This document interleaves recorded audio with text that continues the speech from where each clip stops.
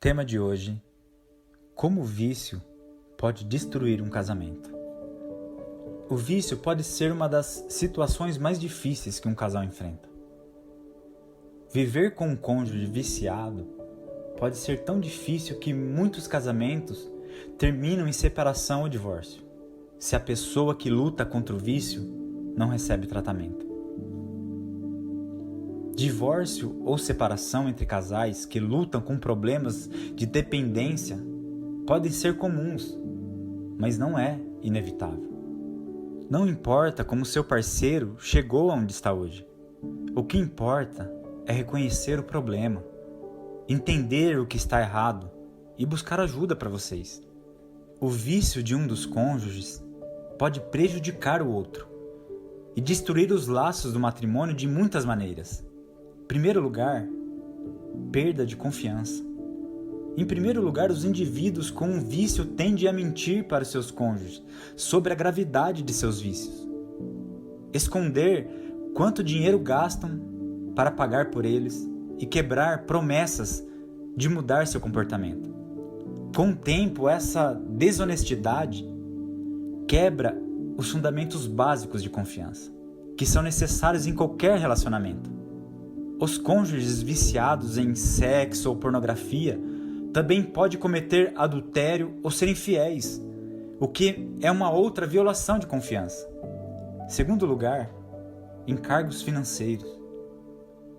Além disso, os cônjuges com um vício podem gastar muito dinheiro, desperdiçar economias e até mesmo incorrer em dívidas e vender propriedades para pagar seus hábitos. Eles podem ficar para trás no trabalho e até mesmo perder seus empregos. As consequências financeiras do vício podem ser desastrosas para um casal, especialmente se eles estão criando os filhos. Terceiro lugar, aflição e abuso emocional. A vida diária de ser casado com um viciado ou alcoólatra pode ser uma provação emocional. Podem ter medo de que seu cônjuge se comporte de maneira perigosa ou irracional. Pior ainda, existe uma correlação entre o abuso de substâncias e a violência doméstica.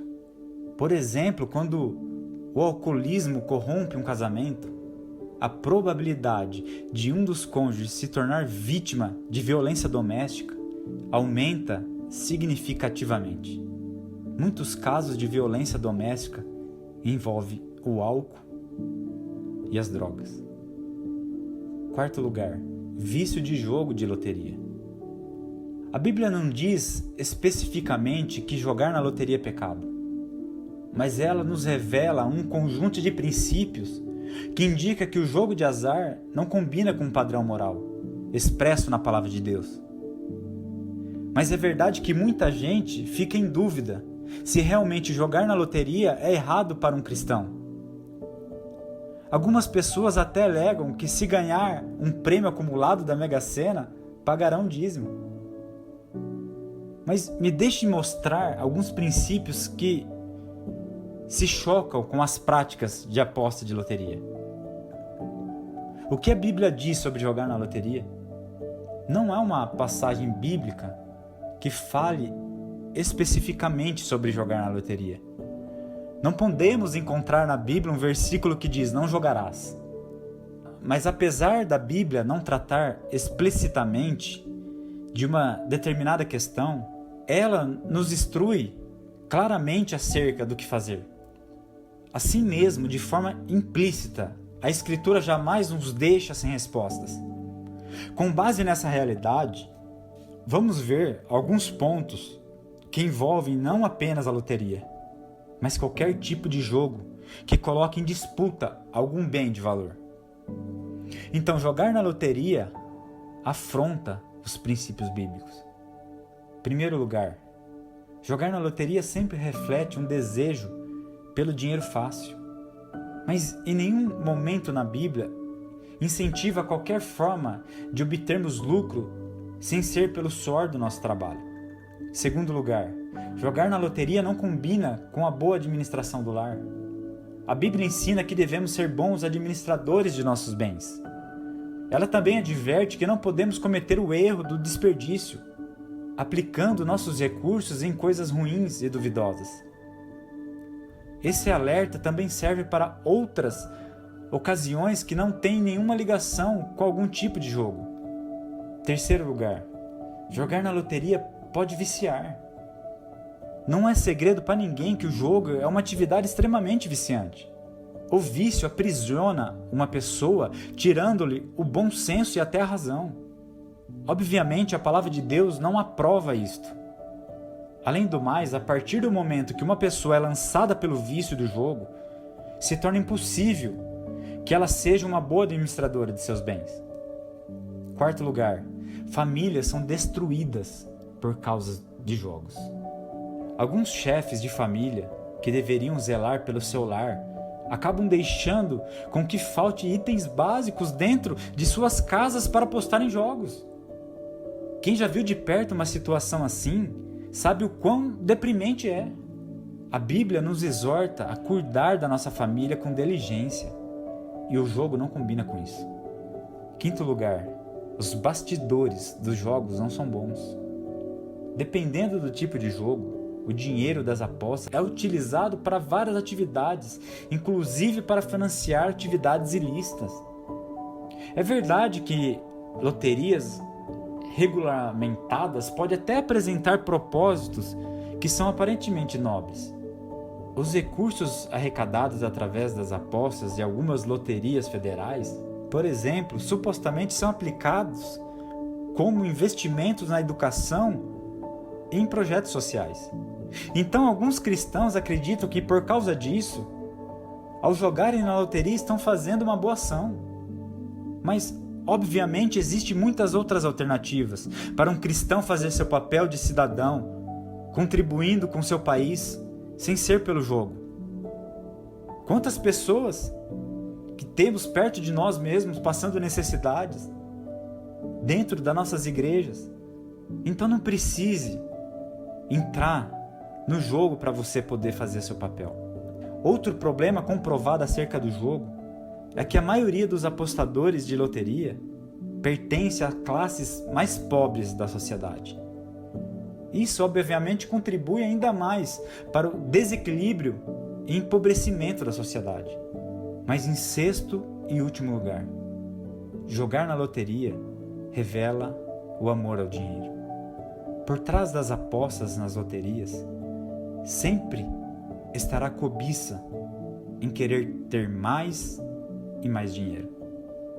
Porém, a Bíblia adverte em 1 Timóteo 6,10 que o amor ao dinheiro é o causador de toda a espécie de males.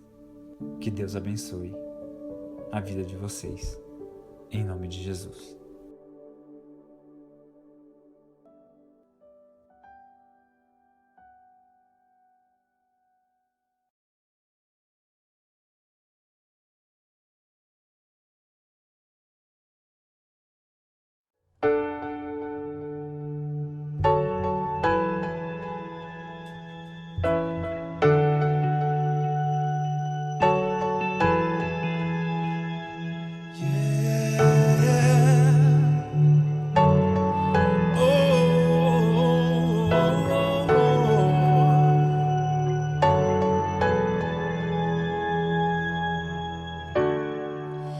Todos necessitam de um amor perfeito,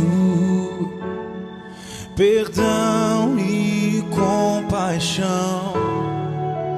Todos necessitam de graça e esperança, de um Deus que salva.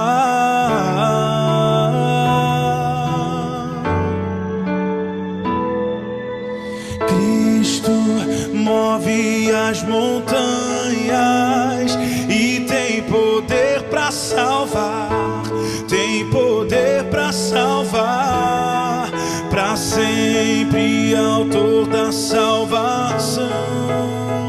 Jesus a morte venceu, sobre a morte venceu.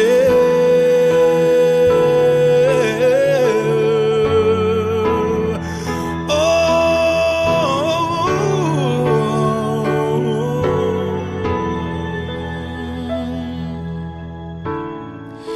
aceitas com meus medos, falhas e temores. Enche meu viver, a minha vida entrego pra seguir seus passos. A ti eu me rendo, eu me rendo, eu me rendo, eu me rendo. Cristo move as montanhas e tem poder pra salvar, tem poder pra salvar, pra sempre autor da salvação. Jesus a morte venceu, sobre a morte venceu. Posso o mundo ver brilhar a luz, cantamos para a glória do Senhor Jesus. E posso o mundo